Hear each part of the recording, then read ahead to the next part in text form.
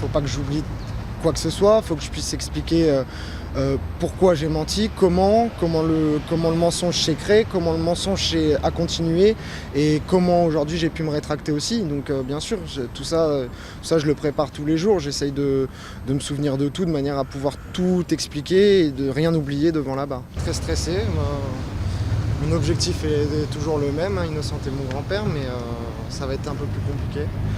Je sais que ça va être très dur là pendant les 10 prochains jours, je pense, et je vais dire ce que j'ai à dire devant la barre. La dernière décision, en date, de votre client par rapport à vous? Il sait bien qu'on ne va pas se contenter de ses rétractations.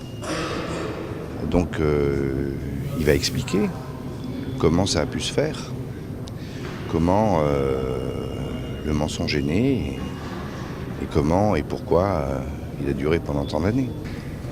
Il explique des choses qui n'avaient jamais été évoquées par le passé, bien évidemment.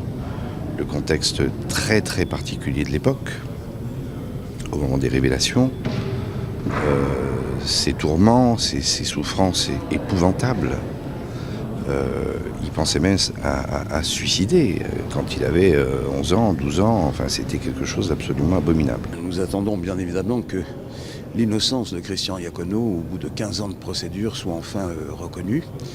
Et puis, nous, mais surtout Christian Iacono, espère comprendre pourquoi son petit-fils Gabriel, pendant aussi longtemps, a porté à son encontre ces accusations terribles, alors même qu'il en est parfaitement innocent. Je crois que le pardon passe d'abord par la possibilité de comprendre pourquoi il y a eu cette parole accusatoire.